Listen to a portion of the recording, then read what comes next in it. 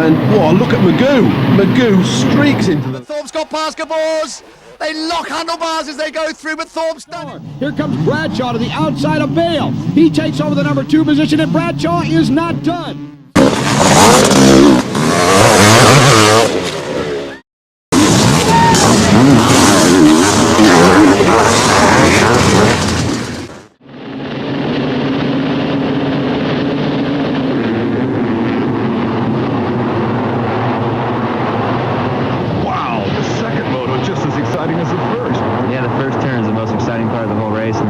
For the riders to get through cleanly and not go down. You go down, your race is done.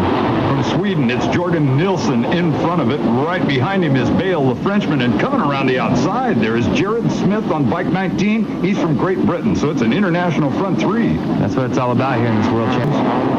I think it is because the adrenaline flow, you're going to have it 3 times. There's 3 starts, and the pace is going to be, I think, a lot quicker than it has in the 40-minute motos. They like to save up energy. 67, Nilsson with the lead. 22, who won the first moto. Wanted to at one point, but then I found out all the Europeans come over here, and I feel the best riders are in America. Well, Bale, certainly one of the best riders in the world right now, putting a lot of pressure on the Swedish rider, who led him for a while in the first moto too, but right now Bale is getting a drive on him, it looks like. I'm kind of impressed with Nilsson. I mean, he's had 2 good starts. I haven't really heard of him much in the past, but I think this is opening eyes for the season to come. Another guy working inside the top 5 right now is number 9, Kurt Nicole. Bale has already taken over the lead, and if he's going to fly like he did in that first moto, it might as well be over. Yeah, this is a tough position for riders like Matasevich and Lyles, who placed really well the first moto. They've got a lot of work ahead of them, and here comes Matasevich right now. He's off pace, and it's going to take a lot of work to catch Bale. That was incredible riding. Like I said earlier, you had to watch out for Billy Lyles and Matasevich, and they've caught up now, and they've got a bunch of guys in front of them. Well, with Bale long out in front of it, normally they tend to string out, but this is a hotly contested ride as Billy Lyles is working on Nilsson right there. Yeah, Lyles is all over the place. That's his riding style, though. It may look like he's out of control, but he's in control, believe me. He's a good rider. 94, Matasevich right there behind him, and Marcus Hansen, we just saw a brief glimpse of him, number 68. He has literally been riding the wheels off of that bike. That's a great ride for him. I'm not sure how long he'll stay up there with the hot shoes behind him with Lyles and Matasevich. They're putting the pressure on. 68 is Hansen, 67 is Nilsson, 5 belongs to Lyles, and right behind it, 94, Matasevich, and they're chasing number 19, Jared Smith, the Brit. Yeah, they've got a freight train going right now. The fans are treated to a great race right now. It's Lyles, I believe, is going to be moving up here in a little while, hopefully, and it looks exciting. When you're in this kind of spirited competition, how do you remember, like, what gear you're even in? It's real difficult. I mean, you're concentrating on a guy in front of you, and you ride with the bike's power. If the bike's bogging, you shift down. If you're revving it, you shift up. So, I mean, if people ask me what gear I'm in the corner, I tell them I really don't know. You know, if you're out there thinking about it, you're not concentrating on racing. There goes Matasevich right now into 4th place, and he's moving up quick. Serious airtime as right there, 68, Hansen putting some pressure on 19, Jared Smith. You get credited to the Hard Charger Award.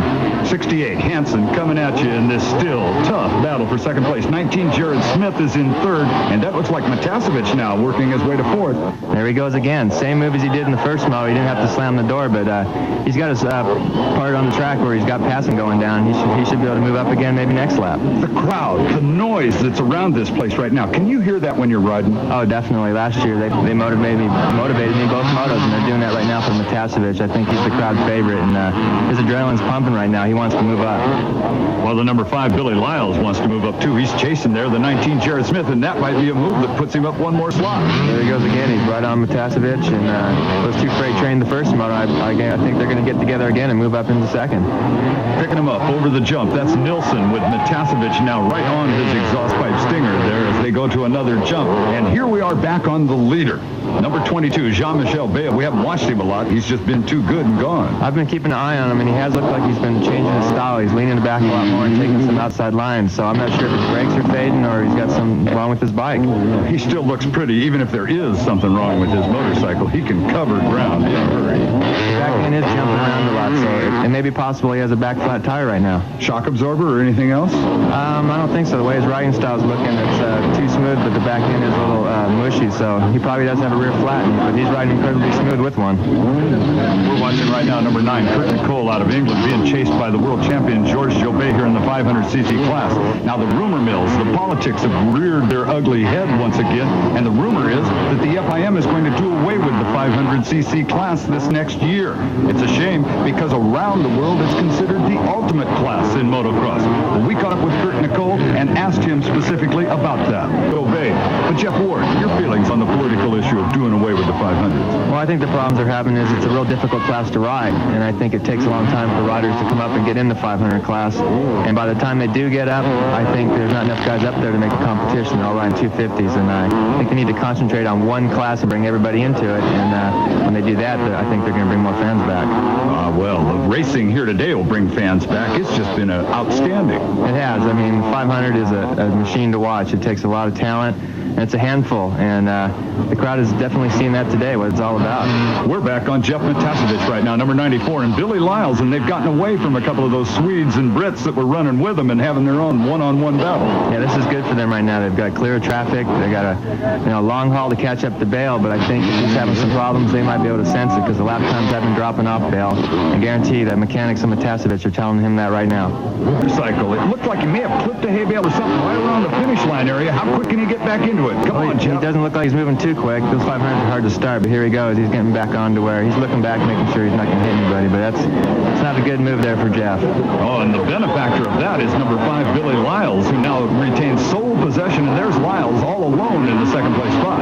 Yeah, he knows Jeff went down because he saw him, and right now he's setting his sights on Bale. He's not worried about Matasevich anymore, so I'll be curious to see how far Lyles can close up the Bale.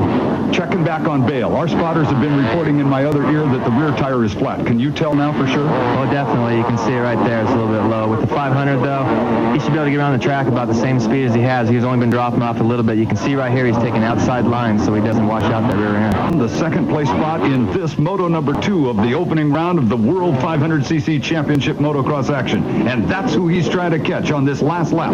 Number 22, Jean-Michel Bale. We have established that Bale has a flat rear tire. Jeff Ward, what has he got to do different to still go fast? Well, right now on the last lap, he's just cruising around. He's got big enough lead. But throughout the race, he changes lines. He's been taking outside lines and staying away out of the bumps so the back end doesn't kick around. Right now, he's running a tire. It's a really low-profile tire, so I've ridden with flat tires myself, and it's just a matter of changing your style position, and Bale's got enough style to play with. And boy, he has shown us that style today, Jeff Ward. Here he is, just yards away now from the checkered flag that's out and waving for him, and he'll win Moto number 2. He also won Moto number 1.